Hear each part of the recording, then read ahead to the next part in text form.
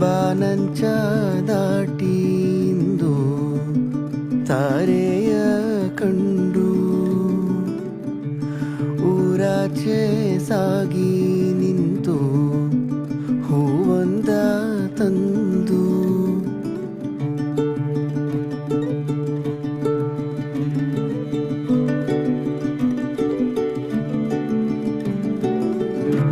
ಬಾನಂಚ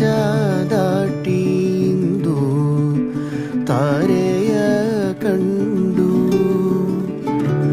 ಊರಾಚೆ ಸಾಗಿ ನಿಂತು ಹೂವಂದ ತಂದು ಜರಿಯ ನೀರಿದು ಆವಿಯಾಗಿ ನವಿರಾದ ಮೋಡವ ಸೇರಿ ಬಾನ ತೇರಿ